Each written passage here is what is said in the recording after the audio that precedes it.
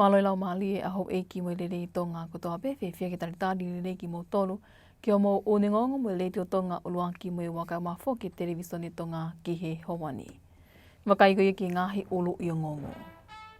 Kau whataha ato ngani mo mamani i hono whailonga i a honi ai awha mamani lahi o i tukanga i kina koia o maha ki ATC. Ha mai ai ola o e fu me he mo ngā whihunga tonga ngā pai me la lahi mo lahi angi o i ngahi mea mo ui o Oseni.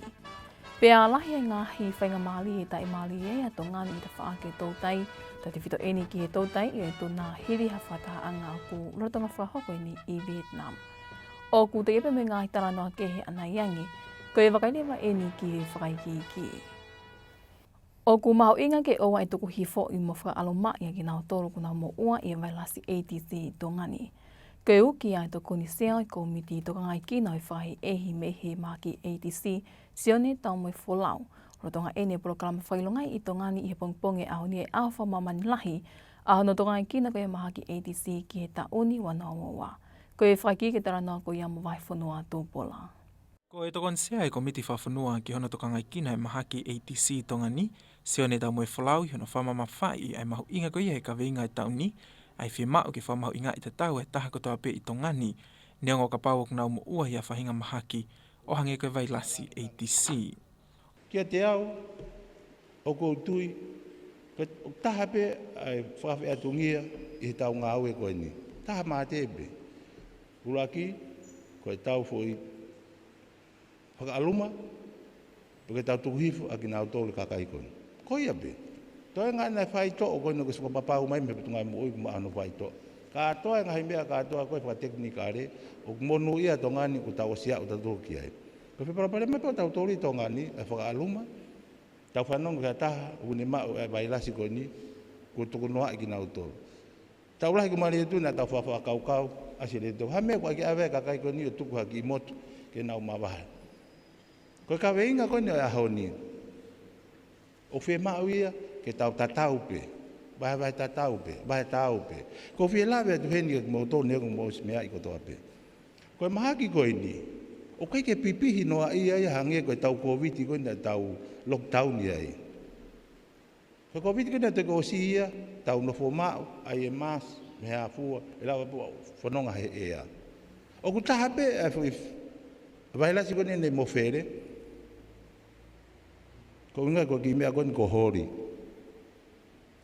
Mā ko whoi rea whakatonga ai. Ko hori ko ia pētaha, o kune uesia, ai tuwhake atu, ai ngāhi nāu, e hei sai bī tongani.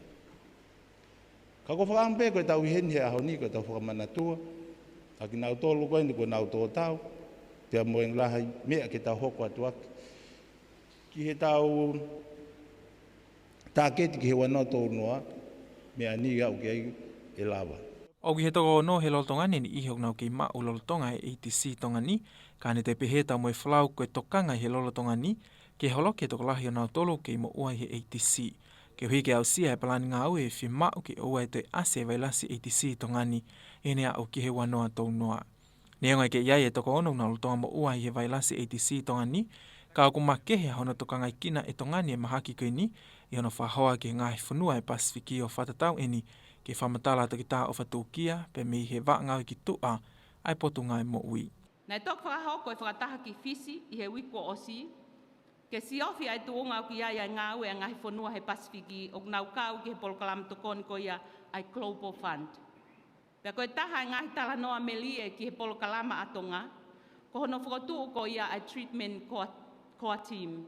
Pe koe timi te whito ki hono whaitoo mo toka ngai kina o nau tolu o nofo pa moe wailasi HIV. Ai ako tonga pe taha, i he ngahi whanua e taha o nau kau ki he polokalama Global Fund o ki ai ai nefo i koa team. O longo mo ui e nau toka ngai kina ai ni ihi koe ni. Ai anai whakatuu i he wanoa taha whitu, pe au se ai e toke tāpure wa ngau e ki tua e potu ngau e mo ui toke tā reinolo whanoa. Pa koe kau me mi pā, koe kau matau me ngahi, ta whaaki ke heo e potu ngāwe, o nau kau ngā tono ki hono toka ngai kina HIV. O kau ai ai lepi, whare hui vai, pa moe whaito, pe koe pharmacy, whare pneumonia pe internal medicine, whare whaele mo ngahi mahaki o kakai whewhine, whare tawha, mak pipihi, klinik suka, papehe ki he tawhaaki ko ia o nifo. Na nau mātua ak tokanga i aupito, ki on tokanga kina ni ihi ko ni lolotonga tō ai ko vitahiwa. Ke whakapapaui o nau hao mo malu, pia na nau malawa, ke whakakau kotoa mai ki nau tolu whakataha mo nau ngahi whamiri, ke polokalamahu malu i ko ia o ko vitahiwa. Ne toi whamatala toki tā o whatūkia ki whainga maare whawhaito o ki ono whasisi i o iwi mawhola i vailasi ATC i Tongani. Ko toko ono o nau nofo mo i vailasi o HIV i Tongani, aia ko toko whā, ko kakai tangata, pa ko toko ua, ko ongo whawhine. O nau mo ilele i aupito pē, pe au nau kau kotoa ki he polokalama whaito o ko ia o HIV, pe ko ALT. Ai au whakatau mua ai whaito o ko ni, ke ne tau ta ofi ai tupu afa ai vailasi, viral loads, i he sino, ki he tuunga, maulalo au pito, e i kai malawa ke ne whakatupunga ha mau ki he sino, ke whakawawe i ai hapuke ai tō taha ko ia i he ATC. Pea ke holoki ai a hono iwi whakamafola, ki hatoi ni ihi ke. O tatau pepa me he whae whitama ki ha ane pepe i manawa. Pe koha huse pāniti ki hano waifi. Pea me iha taha pe o nofo mo i vailasi HIV ki hano hoa o whaanga o kuna whiohi taimloloa pe whakataimi pe. Kua os whakamoni i whakasai nisa elele i o i whaito o, pe aku mau whakamoni ia i he tuunga o ku iai e ngā ue ke he toko ono ko e ni Tongani. Ko e ni ihi o nau positivi, ka au kei tesi negativi pe o nau ngahi hoa, ne ongo kua lau tau ai whiohi, pe au nau mo ilelei pe o hange ko koe pe a mo au. Ko e wahata o nau tūla veango fua mo maulai taha i e vailasi Tongani, ko e tau tahani mai ki he whānoa, ai au koha ai hene ngai kupu whikau aki, ke uhiga ki nau tōluia o nau tukon lahi ki hono ngāwe i e whalakalaka o e whonua. I hene pehe nau whale i ai ki hau eiki mo kakai o e whonua, ai whakapotopoto e whaitutu uni ki he mo ui mo e holi whakamatelie, pe a kumi whale i mau pe ki ngai kupu tokoni wha mo uilelei, hange ko e potu ngai mo ui, mo i kautaha toka ngai kina e mo uilelei, ai whamili tonga. Lo Tongani ko e talu me tahiwa walu fitu mo e au ki toko wawha i Tongani ko mau he vailasi ATC, ai ko toko tahauno me iai ko kakai tangata, pe toko walu me iai ko kakai whiwhine. Ko iai ni ihi ko nau malolo tupu me vailasini, pe iai me ni ihi ko nau hiki whanua atu ki tua puli anga. Mai ngonga le te omu televisione Tonga, ko au wahe whanua tu pola. O kuto lelei mo lahi ange ngai mea mo uia o seni i Loro Tongani, tupu mi hefu i he pā mo unga whihunga Tonga hunga haapai. Ko e li ene na whahai po lahi o e potu ngawe ngowe me tako ni mo wau a kauto ke tāmbia mi manu ke o ngongo ko ia e le te omu televisione Tonga. Nā ne pehe neungo e ngai hue sia ne hoko me ngo whae waha i Sanoali. Ka i he taimita tau pe kuto e tokoni a e fue mo unga whini, ke no tāna ki atu o i vilile yangi ke kerekere o Tongani. O gau pe ki ai mo i mea mo ui i he o seni. He koe hau koe ai fui mo ngawhi, hau mo no iwi whawhanga ke kerekere, tānaki mai ke kerekere. Pa koe ke ngata pehe kerekere, o toi kau mo ta. O toi mo ui ange ai i ka mo hakau he hau koe e fu koe, ko ngarahe e fune toi ta. Pe mbate ke mo mea at pe ka inga ke whatau i ke taimini, where aika, pe lalahia, pe koe ke hawaka e tau mai kusisi e mataika. Pe mo pehe ko fai tau i kai. Ko e fu. Ko e fu le ne hanga whakaivia ai mea kai ko e hakau. Whakaivia e hakau ai ika. Ta tau ika ko e hakau mo ika. Ko e fu na tānak mai no iwi ke kere. Tonto e tānak mai pe mo iwi ki whawhanga ki tā. I e Loro Tongani lewa o ku kei tatali e potu ngawe ki he ola e savea ne whai ki he kerekere o Tongani. Ke whapau i ai lahi o iwi na e toi tāna ki atu e he efo mo ngā whihunga Tonga hunga hapai ki he kerekere o Tongani. Ko e savea whoki ko e nini whaia i he timi me he waafakasainisi a Australia ko e CHIRO pe he ki he waa ki kerekere ano o sila i lago e len ke a research. Ko e savea ko nini whahoko ia i he mahina ko Novema. O ku kaua Tongani he kau whawawhunga e wāno ku nau kauatu ki he whata anga no tāhi vai ta whaaki whahifu. Ko e mui wahi loto o e komsoni o tōtai i e Pasifiki e urutonga whakahoko i Daneng i Vietnam. Koe whataangani nei ka matai e ahua walo Novema ki he aho tolu ko iau e mahina ni aia te nau wakai ai heni ai ngahi ngawe e tau tai pehe ki ona whotu o ki mua hangai tō tuuni mo mea fua e malawai ki ne mapule i ano tau tai i e tuna i ngai whanua e Pasifiki. Koe whaikiki mo Alice Tupou.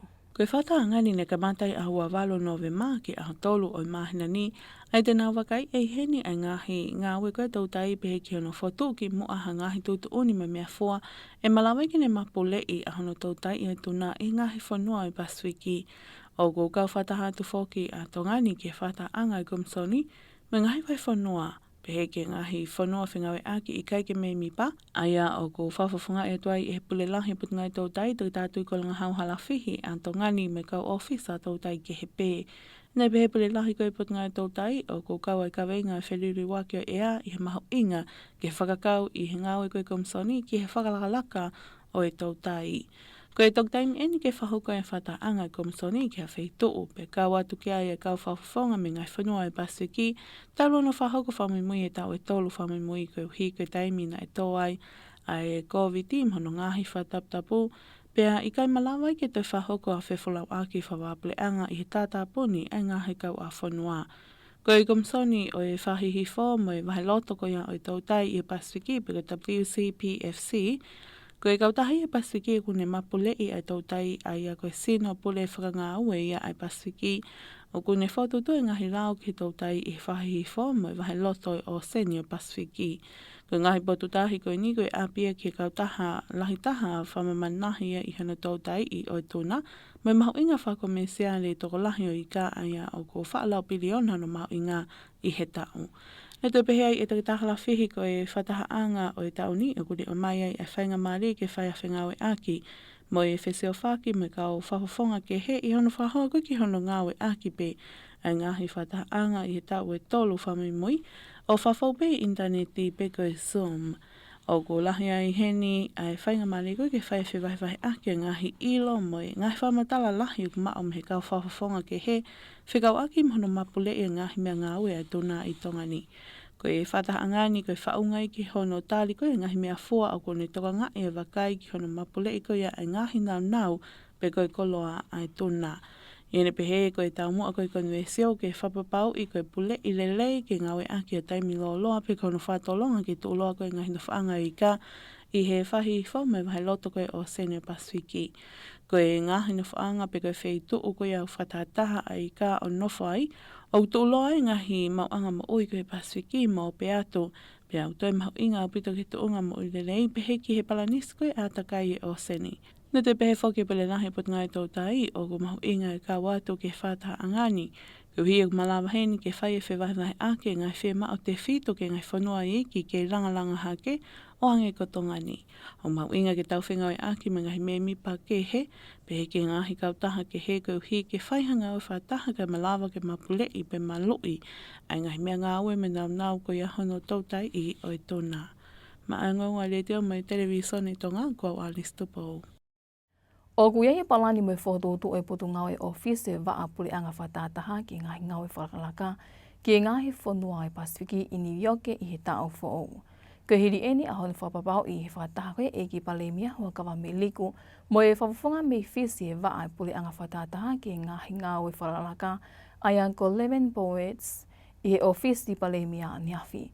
Ko e whataha koe nini kau kia a hono alea i ai ngahi whaunga e malama ki te whamalohia ngai e ngai hoa ngāwe i he wākoe e puli anga tonga mo e waa o e puli anga whatataha ki ngahi ngāwe whararaka moha ngahi polokalama ngāwe tokoni ke whainga mali e i he kāu.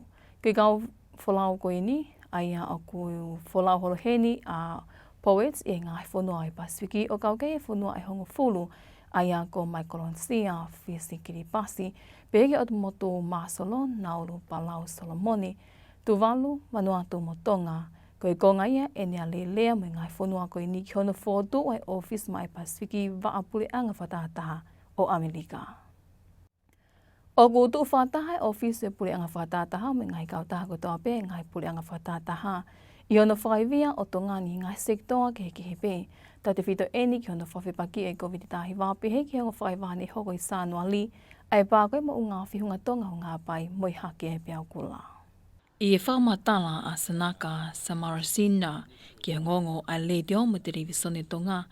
Nei malawa heni ke a ahi ki he eki palemia huakawa miliku. I ne tala noa mo eki palemia ne e iaipe e ngai kawenga keke na e mea kei e eki palemia. O whikawanke mo ngahi ngawe ne whai e tongani i e mateu teu ai pule a ngā mo potu ngawe mo ui i hono whawhepaki i ai COVID tāhi wā. I kai ngā taika na i kau whuki heni me ngā hitokoni ne whai me ngai whanua i tō pule a ngā. O a oai peke e nau ngā hitokoni i taimi ne pāi e mo unga whihunga tonga hunga hāpai.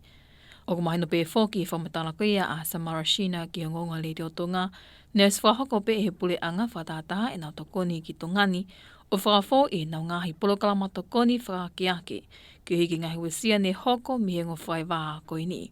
Ai e ne tū whakataha i heni e ngahi kautaha whilalawe i kutoa pe pule anga whakataha, o kau kei a UNDP pe he ki he WHO, pe koe kautaha mo ui whamamanilahi mo ngahi kautaha ki he pe. Ke he na e whoki ai pe ai whawafunga koe me he ofisi o e pule anga whakataha me tongani ho ata ai auni, ka tene taitu ota i tongani i he wike ka au. Koe ne whoki mai koe ni e whakatau whulawhulai ki he ne a whioki ngi tupo wono i Atu City wike ka au.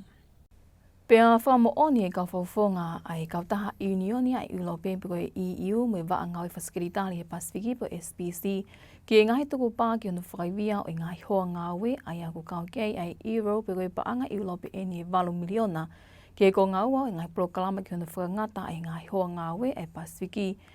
I hono tā me whamamahi i koe kakai whiwhine mulonga i whānau pehe ki he euro e tā te samare 5 miliona ki ngahi ngawe ki vete ki ngahi palopalema i he Pasifiki ki hono ngawe aki ko ia o ngahi nau e osini i ngahi whanua e malawa pe koe ngahi whaunga ene malawa i ke whakatolonga i ngahi mo ui lelei mo i whakakeake ātakai i he mea mo ui i osini. Nei malawa whakahoko e whamo oni koe ni rotonga konferenisi ai waangau whaskiritari ai Pasifiki i Port Vila Vanuatu i he wike kōsi. Ne tatake e konferenis koini e ka whawhonga e kauta Unioni ai Ulope, o tatake mai e tale kita o i Komsoni ai Ulope ke ngai huanga o i whawhapuli anga ki he hahake loto e sia mo i Pasifiki. Peheke ampastoa koe e kauta Unioni ai Ulope ke Pasifiki, ai e ni ka watu whoki ai minista koe potu ngāwe ki muli, whekita mo i loa o i ka manu ki he whataha koini. I hiri koe whamu oni ki ngahi tuku pāna e hoka toi pē ngahi whamu oni ka whawhunga ki he whamu oni o e alea pau ngāwe e ua mo ngahi kautaha Society Civile pē ki ngahi kautaha kunau ngauhi aki ha ngahi koloa me to koni e fua koe e ngowe i Vanuatu ai ane whapaanga pē ia e kautaha Unioni koe ia a Ulope. Pea mo i ka kātoi pē e ngahi ngongo i lea whakatunga ka ki mua koe pē tau mawai te toi wakainga pē hen ki e ngahi ulu i ngongo. Ka whakataha to ngāni mo mamani hona whailonga i a honi a whamamanilahi o tuka ngai kina o mahaki ATC. Ha mai ai ola o e fume mo ngā whihunga tonga hunga hapai me hela lahi, mo e lahi ange koe ai ngai mea mo ui o Osini, pia lahi ngai whenga mālie e tai mālie e to ngāni i he ta whaake e tautai, ta te whido eni ki e tautai i e tuna hiri ai whakataha anga kurutanga whakahoko i Vietnam. Pego ke kātoi pia e ngā hingongo i e lea whātunga mo i leito tonga o laki me wakau mā whoke televisione tonga ki Hawani o gai whaka āmone au taki ko tāna pia ngā hingongoni ki roto whāle ko tāpe. Whamāloa tu he tau kei whi au mai ka mōmia.